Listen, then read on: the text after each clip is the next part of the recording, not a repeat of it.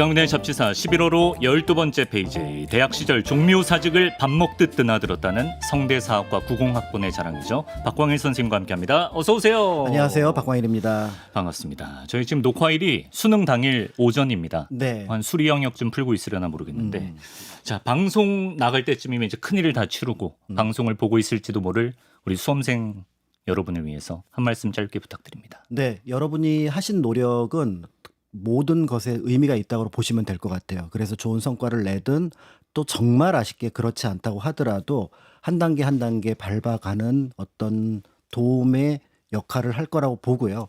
역사에서 요즘에 말하는 것 중에 하나가 성공과 실패를 쉽게 얘기하지 않습니다. 성공처럼 보이는 것이 나중에는 실패가 되기도 하고 또 작은 실패처럼 보이는 것이 큰 성공의 밑거름이 되기도 하거든요.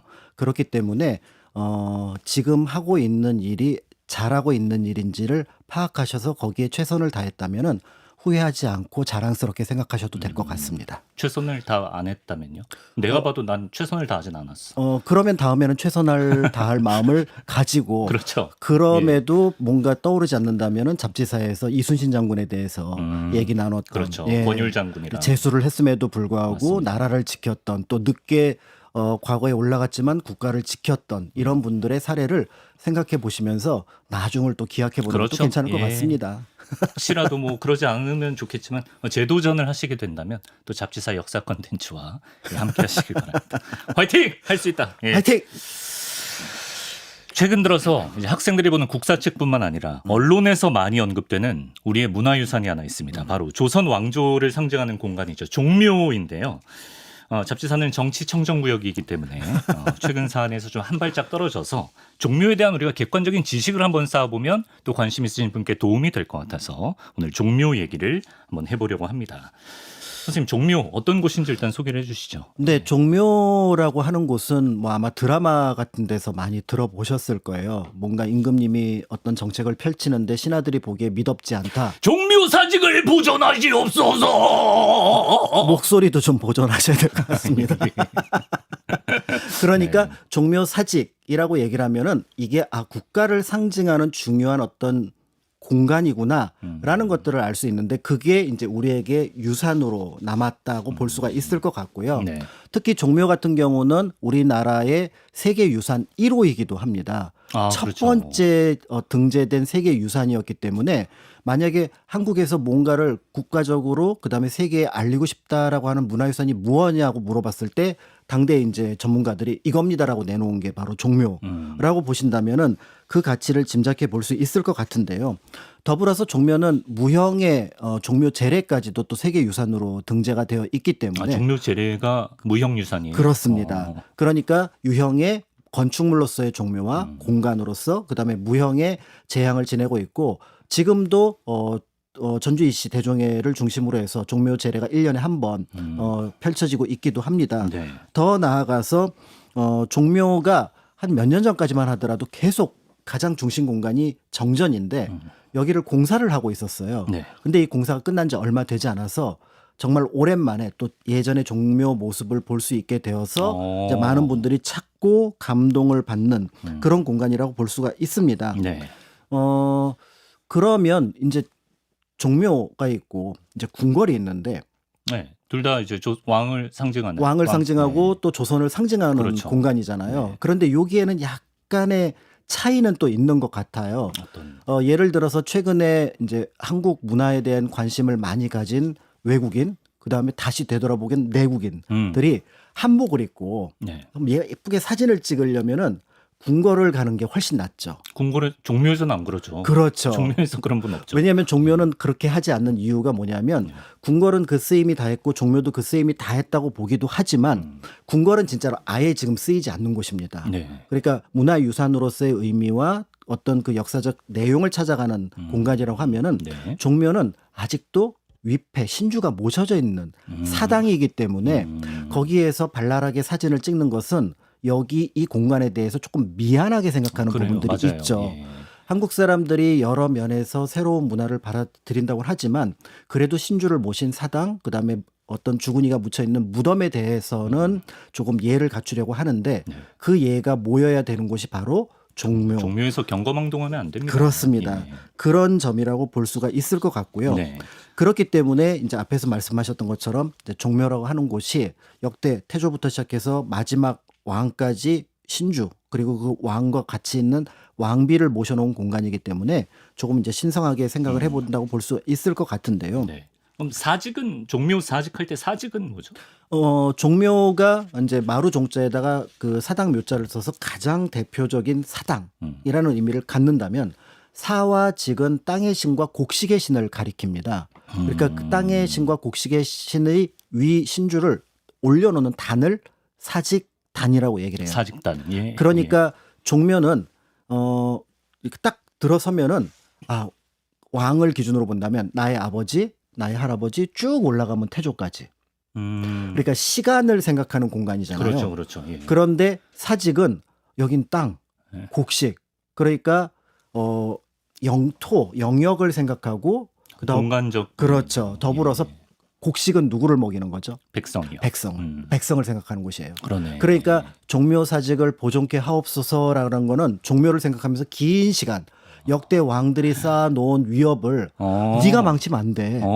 라는 거고요. 예. 사직은 이 국토는 네가 지켜야 되는 그렇죠. 거고 예. 그 국토를 채우고 있는 백성들을 민생. 예. 먹여 살리는 게 너의 몫이야라고 신하들이 종묘 사직을 이거 엄청 보존케 부담스러운 표현이었네. 그렇죠. 진짜 왕노릇 네. 똑바로 해라 이거네. 이제 그렇다고 본다면은 우리가 알고 있는 이 종묘 사직은 조선의 말 그대로 정신적인 상징 공간이고 실질적으로도 굉장히 중요한 공간이었다라고 볼 수가 있을 것 같습니다. 역대 임금의 시간을 담은 사당인 이제 종묘와 이제 땅과 곡식의 신에게 제사를 지내는 공간인 단이죠. 예, 사직입니다. 근데 이제 보통 종묘 사직보다는 종묘 정도만 말하는 경우가 많은 것 같아요, 요새는. 맞습니다. 종묘에 좀 무게가 실린 느낌인데요. 맞습니다. 그 이유는 일단은 종묘하고 사직이 더 두 개가 동일하게 중요한 제사이긴 한데 그런데 희소성의 가치라는 게 있어요. 종묘는 당연히 한양밖에 없습니다. 네. 근데 사직은 그래. 서울 말고 지방에도 있어요. 팔도유람 때 그래서 그쵸. 사직동 뭐 이런 것들이 다 맞습니다. 그런 맞습니다. 거라고. 예. 그래서 실제로 전국의 그 지방의 사또들도 거기에 제향을 지내는 공간 중에 하나가 동네 사직들이 다 있어요. 예. 그러니까 아무리 왕이 이제 사직에서 제사를 지낸다고 하지만 지역의 지방관들도 사직에서 제향을 지내니까 그 격이 아무래도 종묘 쪽에 좀 몰리는 종묘는 경향이 진짜 있고 희소해요. 예. 그리고 또 사와 직은 좀 추상적이잖아요. 근데 종묘는 딱 가면은 예를 들어 영조 임금께서 종묘에 딱 들어가셨다. 치구기를 만드신 우리 세종 할아버지. 세종 할아버지. 그다음에 저쪽 영령전에 계신 우리 문종 할아버지. 이런 거 떠올리실 거 아니에요. 그렇죠. 예. 그 아들 때문에 고생하신 막 태종 할아버지. 그러니까 뭔가 이렇게 공감이 되는 부분들이 추억 앨범 꺼내듯이. 네, 훨씬 더 어떻게 보면 구체적일 수 있는 것이 종묘잖아요. 네. 그러니까 역대 왕들이 종묘와 사직을 둘 다 대사, 큰 제사라고 하더라도 종묘 쪽에 조금 더 기울어서 얘기를 하고 그러다 보니까 자연스럽게 왕의 행적을 이렇게 기록하는 실록에서도 네. 사직단에서의 어떤 행적보다는 종묘에서의 종묘에서의 행적들이 조금 더 의미 있는 것들이 많았기 때문에 네. 이제 그런 것들을 기록하면서 조금 더 높여졌다 이렇게 볼 수가 있습니다. 좋습니다. 그러면 이제 종묘가 조선 역사에서 어떤 의미를 가졌는지 한번 알아보도록 하겠습니다. 일단 그 유교 국가에서는 도읍지에 종묘와 사직단을 갖추는 게 기본 중에 기본이라고 들었습니다. 그렇습니다. 지금도 이제 도시를 구성하는 원리들이 각 어떤 그 체계 속에서 만들어지는데 유교 국가에서도 가장 기초가 되는 게 몇 가지 낱말이 있습니다. 그래서 전조 후시도 있지만 대체로 좌묘 우사라는 표현을 많이 쓰는데요. 좌묘 우사. 그러니까 종묘 사직을 염두에 두면 왼쪽에는 종묘. 종묘, 오른쪽은 사직. 그런데 그 기준이 되는 건 임금님이 앉아 있는 궁궐이니까 경복궁을 기준으로 보시면 되겠죠. 광화문 세종대왕 동상 자세. 그렇죠.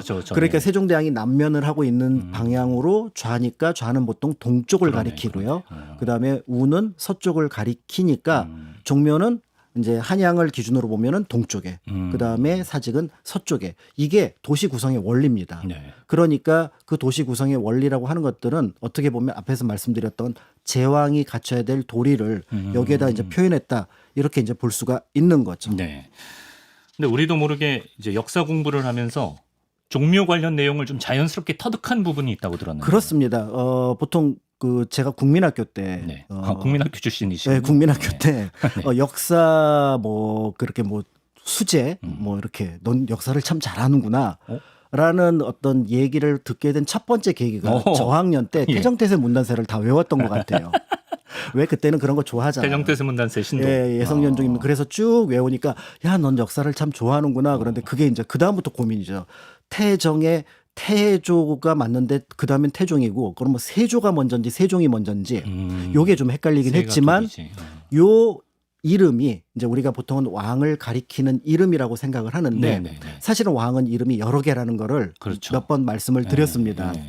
실제 받은 이름이 있고요. 네. 당시에는 그냥 주상이라고 부르거나 존호가 있고요.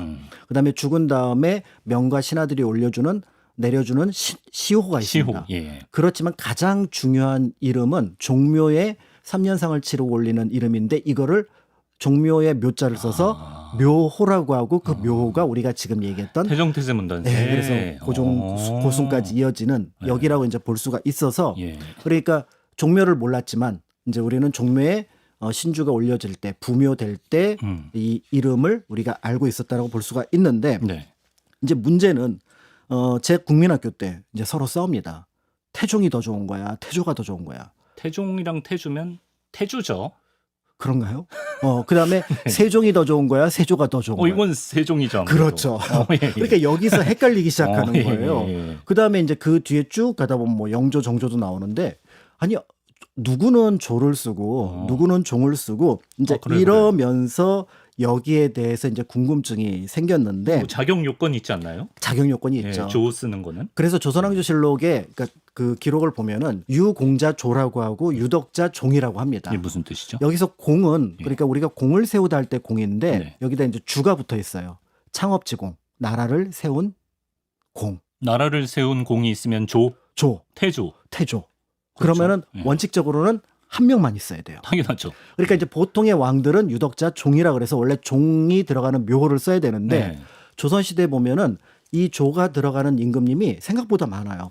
선조, 세조, 세조. 선조, 선조. 인조, 그다음에 영조, 정조, 순조 맞네. 많아요.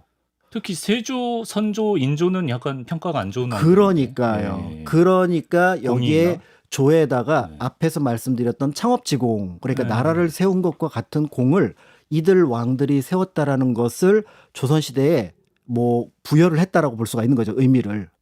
그런데 네. 세조는 계유정난으로 네. 이거 김종서 황보인한테 갈 거를 이 씨가 지켜낸 거야. 나라를 세운 것과 다름없다. 네, 그런 어떤 좀 과장된 표현으로 세조가 후손들에게 그러니까 예종과 이렇게 하면서 네. 세조 묘를 받아냈잖아요. 네. 이제 그러다 보니까 임진왜란을 선조도 극복한 셈이 된 거예요. 극복했으니까. 이게 당했다고 보지만 당시로는 극복했다고 보는 한 거죠. 번이 어렵지 이게. 네. 예. 그러니까 인조는 뭐가 돼요? 그 병자호란. 그렇죠. 그다음에 이제 순조는 덜 알려져 있긴 하지만 네네. 1811년에 홍경래의 난. 그 굉장히 홍경래난까지. 굉장히 어려운 시기를 겪었다고 볼 수가 있는데 네. 다만 여기서 예외가 되는 두 분의 조자 묘호가 들어가는 임금님이 있으니 영조와 정조입니다. 그분들은 업적이 많죠. 업적이 많기도 하지만 사실은 이분들은 조선시대 내내 영종, 정종이었어요. 뭐 난을 뭐 이렇게 다스리거나 그런 게 그러진 아니라 않았으니까. 그냥 영종, 정종이었어요. 영종, 정종. 그래서 조선왕조실록을 쭉 검색하다 보면 영조실록 검색하면 이미지가 뜰 거 아니에요. 네. 그럼 임진왜란인데 나는 분명히 영조실록을 검색했는데 이미지에 뜬 한자를 읽어보면 영종실록. 영종실록이구나. 네. 그다음에 정조실록을 검색해 보면 정종실록 떠요. 그러면은 당대의 조 묘호를 쓴 게 아니라 네. 조 묘호는 나중에 붙여준 거라는 걸 알 수가 있는데 이 묘호는 고종이 먼저 용조를 그다음에 대한제국 선포하고 나서 정조로 옮겨주면서 영종은 영조가 되고 정종은 정조가 되었다라고 보시면 될 것 같습니다. 정종실록은 두 개네요. 한자가 다릅니다. 한자가 다릅니다. 죄송합니다. 바를 정자와 그 정할 정자가 있어서 네네. 저 위에 분은 정할 정자고 그다음에 정조 임금은 바를 정자가 바를 있어요. 정자고. 역시 바르신 분이라. 네, 예. 이렇게 이제 볼 수가 있습니다. 네. 이제 그렇기 때문에 이런 어떤 역대 왕들의 이야기를 뭐 경복궁에 가서 할 수도 있고 창덕궁에 가서 할 수 있지만 한 분도 빠지지 않고 모두 얘기를 할 수 있는 곳이 바로 이제 종묘라고 볼 수가 있는 거죠. 네. 종묘정전은 약 한 100m 정도 되는 건물입니다. 길이가 굉장히 긴 건물이라고 볼 수가 있는데요. 저 사진 왼쪽에 긴 건물이 100m 정도 되나요? 네, 가운데. 그래서 좌우에 한 칸 낮아지는 걸 익실이라 그러는데 그 익실을 제외하고 중앙 공간만 100m가 넘고 총 19개 칸으로 이어져 있거든요. 네. 그리고 사당을 지내는 공간은 검소하게 표현을 하기 때문에 초록색과 붉은색인데 그게 더 장엄함을 느끼게 한다라고 볼 수 있을 것 같고요. 네. 그렇기 때문에 여기에 딱 들어서는 순간 조선의 긴 역사? 그래. 이런 느낌을 그대로 받게 만들어주는 네. 그런 공간이라고 볼 수가 있습니다. 그러네요. 이렇게 뭐 연표가 건물화된 느낌이에요. 맞습니다. 종묘 그냥 이렇게 지나쳐가면서 슬쩍 보는 분들은 많아도 안에 들어가신 분들은 생각보다 많지 않은 것 같기도 한데 종묘 안에 구체적으로 뭐 어떤 식으로 되어 있는지 소개해 주시면 좋겠습니다. 재앙을 지내는 공간이니까 일단 가장 중요한 공간으로서 역대 왕과 왕비의 위패를 모셔놓는 공간이 있습니다. 그게 이제 종묘 정전과 종묘 영령전이에요. 그래서 각각 19실과 16실로 만들어져 있으니까 네. 참고로 이 실 안에 들어가는 방식은 어떻게 만들어지냐면 네. 왕을 기준으로 합니다. 네. 근데 왕이 왕비를 얻었는데 그 왕비께서 일찍 돌아가시면 두 번째 왕비가 들어올 거잖아요. 네. 책봉이 될 거잖아요. 예. 그럼 또 두 번째 왕비가 계셨다가 또 일찍 돌아가시면 세 번째 왕비를 얻기도 합니다. 그러니까 각각의 이제 실에는 왕을 기준으로 한 분만 있는 경우도 있고 네. 아니면 계비를 얻거나 하면은 제2계비를 얻게 하면 두 분 또는 세 분이 있어서 어쨌든 35명의 왕이 19개의 정전과 16개의 영령전에 모셔져 있다라고 보시면 되는데 정전의 격은 압도적으로 높습니다. 영령전하고는 비교가 되지 않을 정도로 높다라는 거는 차후에 다시 한번 말씀을 드리고요. 네. 이렇게 재앙을 지내는 공간이니까 임금님이 도착을 하잖아요. 네. 종묘에. 네. 딱 도착을 하면은 종묘를 딱 바라보면서 오늘도 우리 조상님들을 뵙는구나. 그래서 종묘를 쭉 바라보는 조그만 건물이 있습니다. 네. 망묘루. 바라볼 망자에다가 종묘 묘자에다가. 망묘루. 네. 그렇게 이제 망묘루에서 딱 이렇게 바라보고 그다음에 이제 그 제사를 지내는 공이니까 여러 제물들 이런 것들을 보관할 향대청이 있고요. 네. 그다음에 재향을 지낼 때 목욕제계라는 말 들어보셨죠? 예. 그럼 임금님도 여기 와서 목욕을 하셔야 돼요. 종묘에서 목욕을 하세요? 예, 그래서 왕이 목욕하는 곳, 그다음에 이제 종묘에 재향을 하면은 항상 세자가 따라옵니다. 세자. 그래서 세자의 목욕실이 따로 있어요. 그래서 왕하고 같이 서로 등 밀어주지는 않고 예. 따로따로 이제 목욕을 하시고 네네. 그 다음에 주무시는 경우도 종종 있습니다. 그래서 어숙실 이런 곳들이 이제 만들어져 있기 때문에 여러분들이 이제 현장에 가서 이제 보시면은 좋을 것 같다라는 생각이 드는데 네.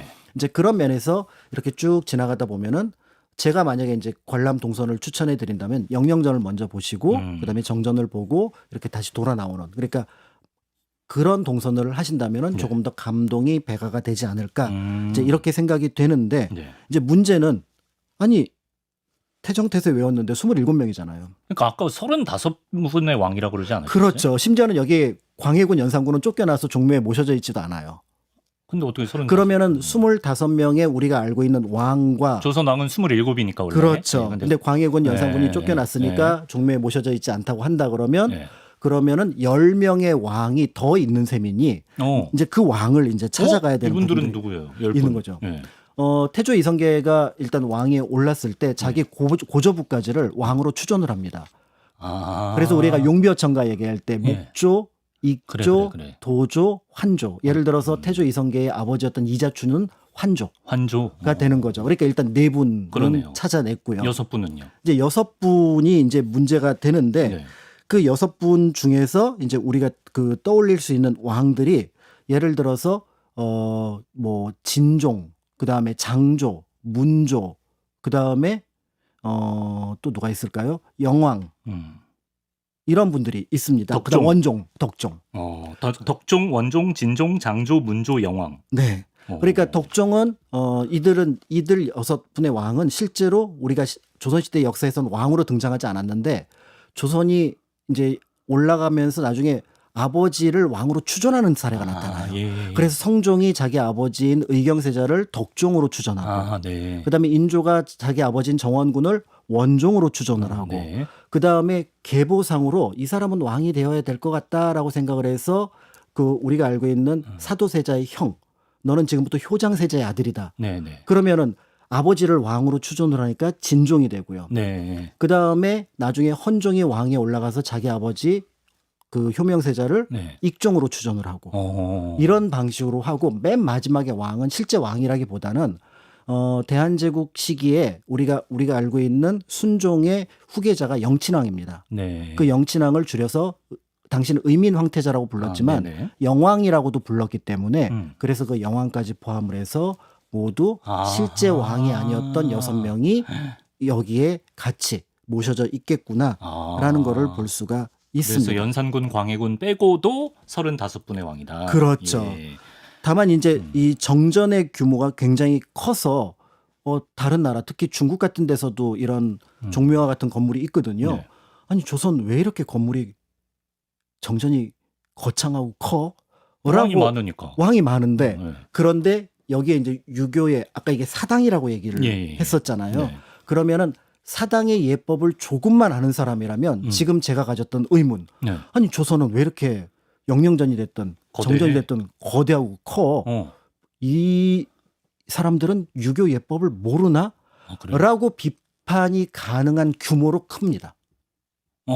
왜요? 왜냐하면은 네. 조선이든 중국이든 그러니까 제사를 지내는 방식이 지금 현 왕 기준 또는 네. 현 황제 기준으로 제후국에서는 네. 5개의 공간에만 제항을 지내면 됩니다. 지금 자기 아버지, 네. 할아버지, 증조할아버지, 고조할아버지.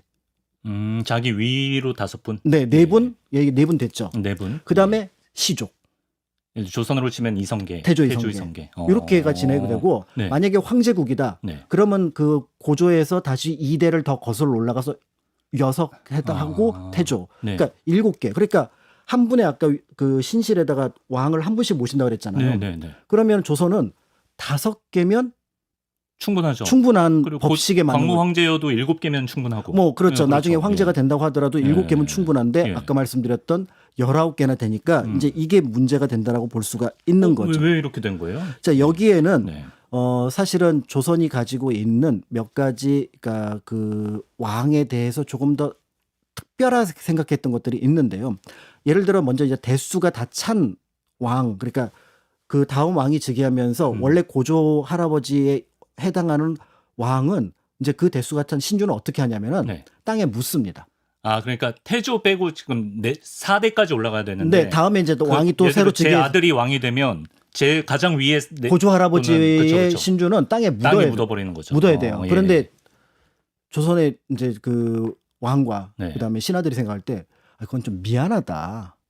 땅에 묻는 건 원래는 되게 땅에 인간적이네. 묻어야 돼요. 예. 그러지 말고 네. 저쪽 옆에다가 따로 공간을 만들어서 그분은 계속해서 그러니까 여기처럼은 아니지만 재앙을 받들도록 하자라고 만든 땅에 게 묻는 거 야멸차다. 예, 그래서 길영자에다가 그다음에 안녕할 영자를 써서 영영전. 영영전. 그래서 영영전은 위패가 옮겨진 조천이라는 표현을 쓰는데요. 그 위패가 옮겨진 왕들의 공간입니다. 네. 그럼 사실은 영영전은 계속 늘어나도 상관이 그렇죠. 없거든요. 예, 그렇죠. 그런데 여기에 또 하나의 원칙을 적용하는데 네.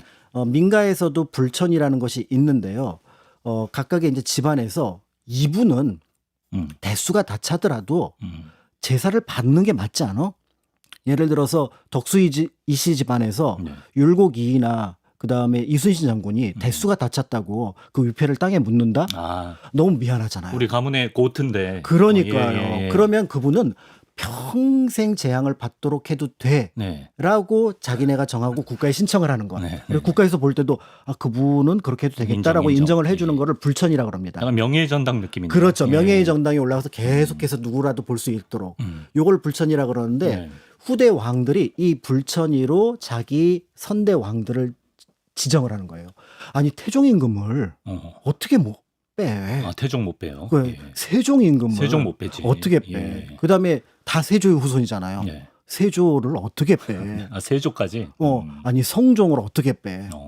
이러면서 못 빼는 왕들이 계속해서 늘어나다 보니까 여기가 19실이 된 거예요. 정전이. 네. 그러니까 이제 어떤 문제가 발생을 하냐면 처음에 이제 그 정도전을 중심으로 좌묘 우사를 지을 때 종묘 정전에 필요한 방이 5개인데 혹시 모르니까 여분으로 2개를 더 지어서 2개 정도면 넉넉하겠지. 7실로 짓자. 이렇게 얘기를 했는데 불천이를 계속 지정을 하는 거예요. 당연히 7실 부족해지죠. 뭐 확장공사할 수도 없고. 확장공사입니다. 확장공사 돼요? 네. 그래서 명종 때 11칸으로 일단 늘려요. 11칸으로 늘립니다. 그래서 임진왜란이 끝나고 나서도 다시 복구를 할 때 11칸으로 1차 확장이 이루어지고요. 그러니까 기준은 그러면은 이제 그 우리가 알고 있는 종묘에 보면은 쭉 있잖아요. 그러면 기준이 서쪽이에요. 서쪽에 이성계의 위패가 모셔져 있으니까 우리가 봤을 땐 왼쪽이 됩니다. 바라봤을 때는 왼쪽이 되는 게 이제 이성계인데 그럼 증축을 할 때 어디를 증축을 하겠어요? 뒤쪽이요. 오른쪽으로 증축을 하겠죠. 동쪽으로. 그러니까 여기가 기준. 그렇죠. 그래서 기준점은 그대로 있고 여기서부터 처음엔 7실이었던 게 명종 때는 11실이 그다음에 영조 때는 또 불천이가 늘어나니까 15실. 그다음에 헌종 때는 다시 늘려서 19실. 리뉴얼을 계속하네요. 리뉴얼을 계속해요. 그래서 그 흔적이 지금도 종묘에 남아 있습니다. 왜냐하면 종묘에 올라가는 계단은 가운데 놔야 되잖아요.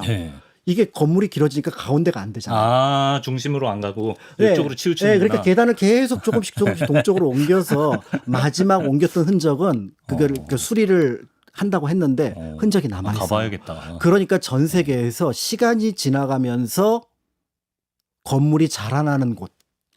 건물이 자라났어요, 진짜. 그러니까 시간이 길어지면서 건물이 자라나는 곳은 아마 여기밖에 없다라고 볼 수 있을 것 같고요.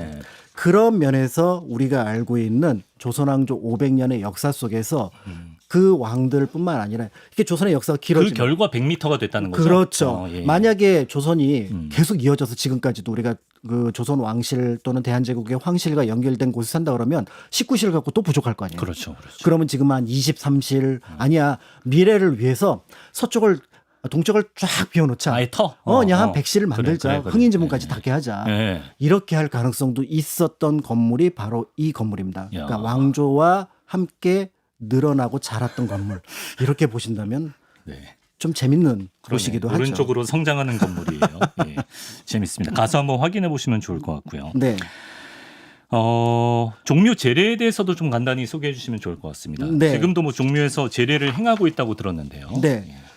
종묘 제례 같은 경우는 이제 정전은 법식에 따라서 추나 추동, 그다음에 이제 겨울에 나빌이라고 할 때 5번의 제사를 지내고요.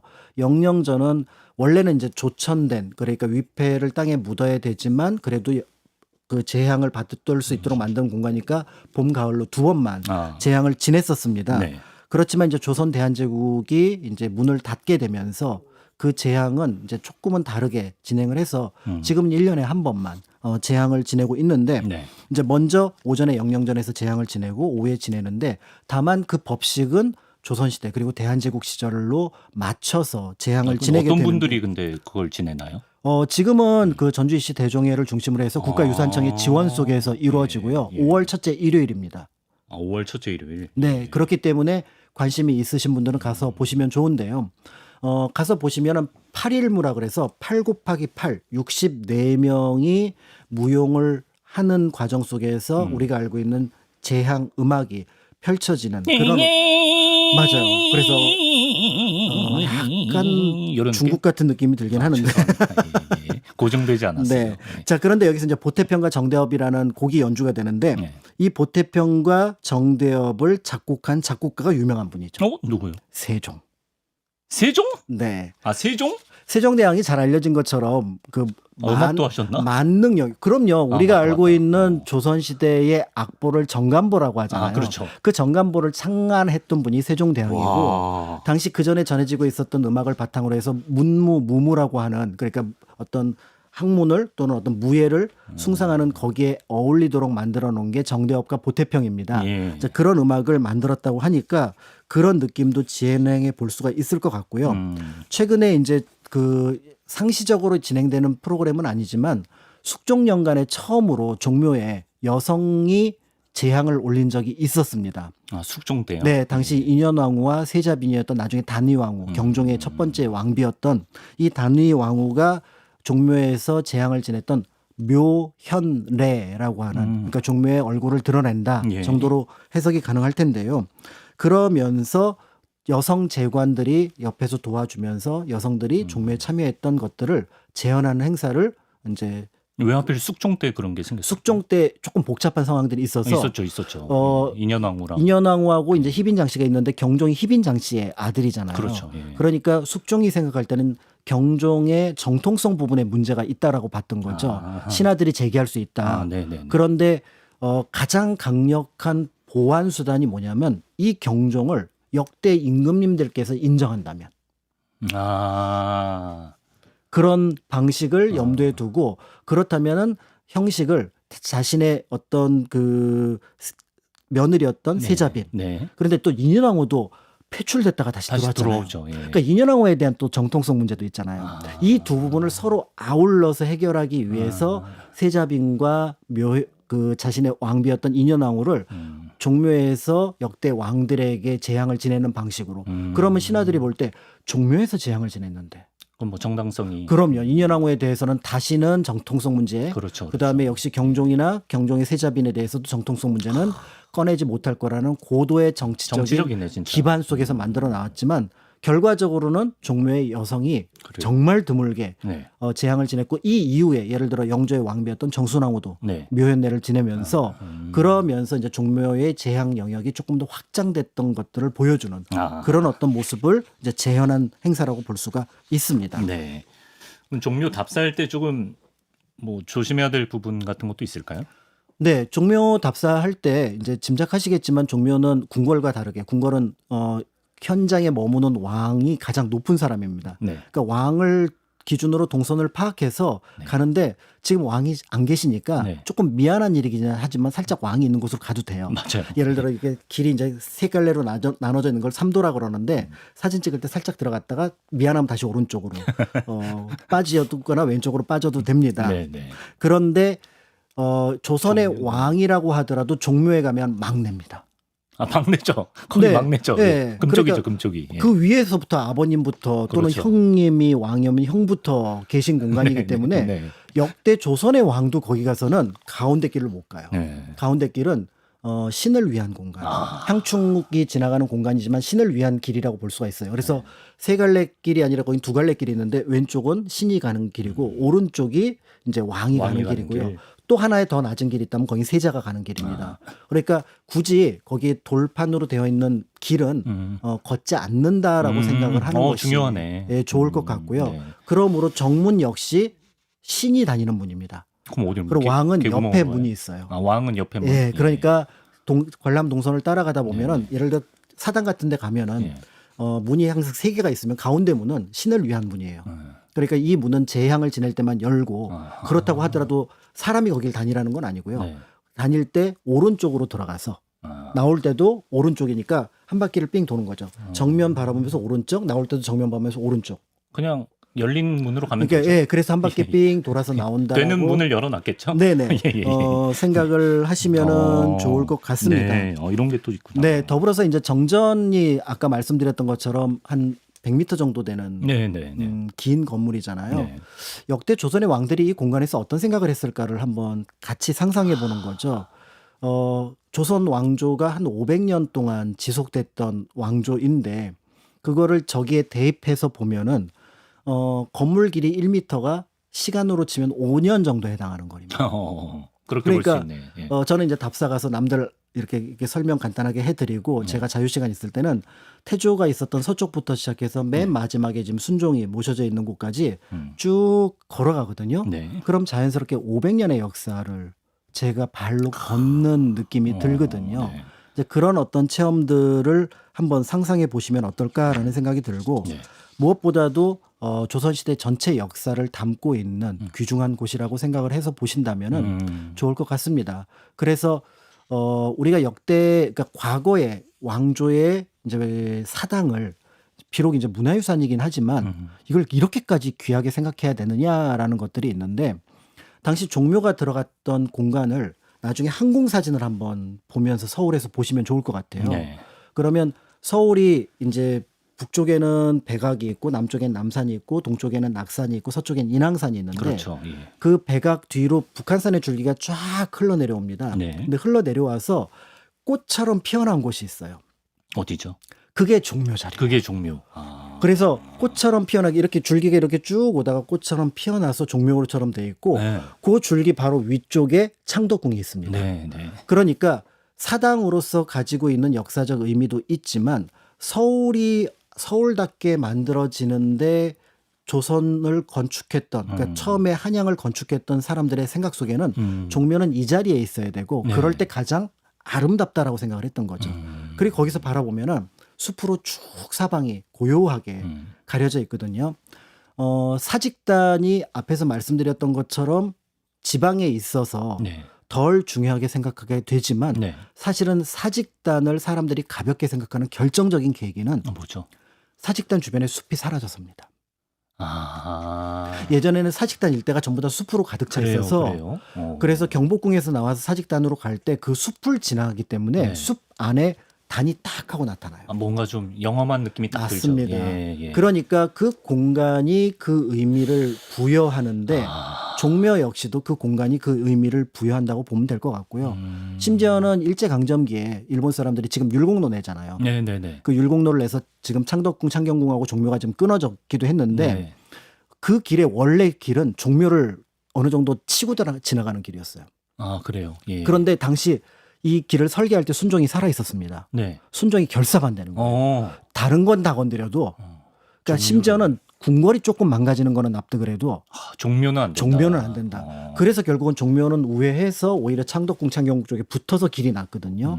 그러니까 그런 것들을 생각해 본다면 지금 우리가 종묘에 대해서 어떤 생각을 가져야 될지. 그래요. 예. 그러니까 역사 문화유산으로서 그다음에 그것을 지켜내려는 어떤 여러 노력과 그다음에 서울이 서울답게 만들어질 수 있는 공간의 구성 이런 것들을 생각해 보면서 종묘를 거닐어 보신다면 종묘가 가지고 있는 의미를 조금 더 쉽게 생각해 볼 수 있을 것 같고요. 네. 유럽 가서 뭐 이제 성당 가면 성당이 사실은 전부 다 무덤이잖아요. 그렇지, 그렇지. 예. 네, 근데 그게 지난 시대, 지난 왕조의 무덤들이거든요. 네. 근데 우리는 거기에 가서 누구를 뭐 예를 들어 유명한 왕을 만나거나 유명한 문인을 만나거나 유명한 정치인을 만나면 뭔가 한 번 더 생각하게 되는 맞아요. 그런 마음이 네. 있잖아요. 네. 그런 마음을 갖는 곳이 종묘라고 생각을 한다면 그러네. 그저 과거의 문화유산, 과거의 국가유산이 아니겠구나라고 생각을 해보셔도 좋지 않을까 네. 이런 느낌이 그 듭니다. 안에 엄청난 시간이 담겨 있는 그런 공간입니다.